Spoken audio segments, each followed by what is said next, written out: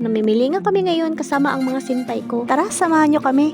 Magandang umaga sa inyong lahat. Ngayong araw nga na ito ay isumin namin. Araw nga ng Sabado ngayon. Nag-aaya nga ako sa mga sinpay ko na pupunta kami doon sa bilihan ng mga damitan. Kaya ito ay pagkatapos kong kumain ng almusal ay nagtututbrush ako at naghihilamos na rin kaagad. Hindi na nga rin ako naligo dyan dahil mamayang gabi ay maliligo rin naman ako bago matulog. Pagkatapos ko nga magbihis maya-maya lumabas na kami ng mga sinpay ko. At naglalakad nga kami dyan galing sa bahay namin papunta dun sa bus stop. Sa paglalakad nga namin ay may ilang minuto lang naman. Ang pangalan nga ng store na pupuntahan namin sa bilihan ng damitan ay Second Street. First time ko pa nga lang pumunta doon kaya nai-excite ako. At ito na ngayon maya nakasakay na kami ng bus. At ito nga ang first time ko na makasakay ng bus dito sa Japan. At kung sisortehin ka nga naman ay kung kailan nagagala kayo ay siya rin naman ang pag-ulan. Ang inisip ko nga dyan ay sana mamaya kahit papano ititigil na sana ang ulan. Maya pa nga ay nakababa na kami sa bus at papunta na kami doon sa bilihan ng mga damit. Yung Second Street ang pangalan ng shop. At ito na nga pumunta kami dito sa pedestrian para makatawid papunta doon sa Second Street. At maya pa nga ito na ang Second Street na shop na sinasabi ng mga sinpay ko. Sana hindi ako gano'ng mabudol dito.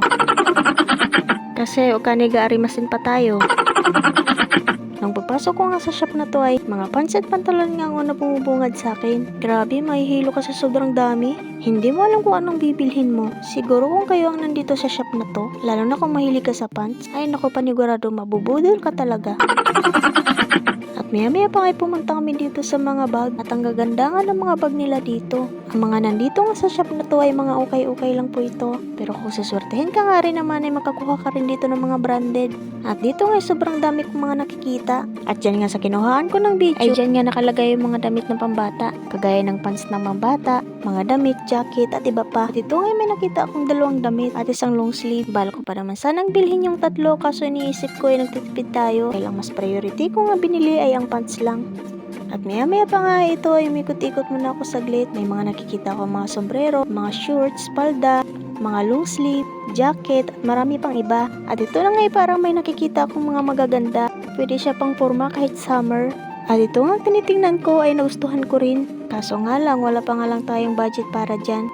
At maya pa nga tinitingnan ko ang price kung magkano nga siya. At umabot lang naman siya ng 900 yen. Maya pa nga nagtitingin pa ako sa iba. Hindi ko nga alam kung anong mga tawag sa mga damit na ganito pero nagugustuhan ko talaga siya. Iba-ibang price nga ang mga nandito. Halos ang pinakamababang price nga nila dito ay 200 yen. May 300 yen, 500, 900. At ang problema nga lang natin ay wala nga tayong budget. Kaya hanggang tingin na lang muna tayo. At maya pa nga pumunta ko dito sa may mga dastiran. Kaso nga lang ang mga dastiran nila ay kasing tangkad ko lang. Haba, pag bugsuot ako dyan, sakop buong katawan ko mula paa hanggang ulo. Aray ko. At maya pa nga pumunta ako dito sa may mga wallet. May wallet, may relo. At sa taas nga yan ay may mga sunglasses din. Ang gaganda pa naman ng mga wallet nila at mga relo nila dito. Kaya hanggang tingin na nga lang muna tayo. Kaso kahit may budget tayo, hindi ko naman hilig ang mga relo. Wallet siguro pwede pa. Pero paulit ko nga sinabi na hanggang tingin na nga lang muna tayo. Pero iniisip ko nga rin naman dyan na wag puro luho kailangan. Dahil nagtatrabaho tayo dito sa Japan para mag-ipon. Hindi para kung ano-ano mga bibilhin. Hindi nga ako nagpapakahirap dito para magbibili na kung ano-ano. Dahil sa totoo lang, may pagkakuripot din talaga ako. Opo, may pagkakuripot po talaga ako.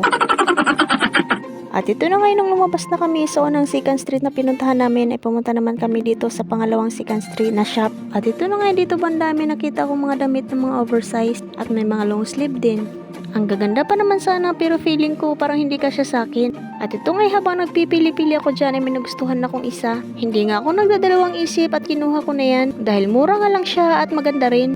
At nung hindi ko pa nga siya kinuha ay may nakita pa akong isa dito. Pero nga lang hindi ko siya masyadong bet. At ang sabi nga ng mga senpai ko dito, may mga appliances din na mga binibenta. May mga rice cooker, oven at iba pa. Nung tinitinan ko nga yung item na yan ay nagagandahan ako sa kulay niya. Ang cute kasi ng pagka-pink niya. At maya pa nga ay naghanap ako ng mga tote bag. Para kasi pag namamalengke ako ay may paglagyan ako ng mga pinamibili ko. Kagaya ng mga grocery at mga gulay. Sa sobrang dami nga ng pagpipilian mo na tote bag ay hindi ko na nga alam kung anong tote bag ang bibilhin ko. Ang dami ba naman kasi? At may mga lagayan nga din dyan ng mga pouch. At iba-iba nga rin ang mga size niyan. May malaki, may maliliit, may pwede sa mga makeup, may pwedeng gawin ng mga pencil case, pwede mo rin lagyan ng mga notebook, at ng kung ano-ano pa. At dito nga rin may nakikita ako. Pwede mo nga siyang lagyan ng kung anik-anik na gusto mong ilagay.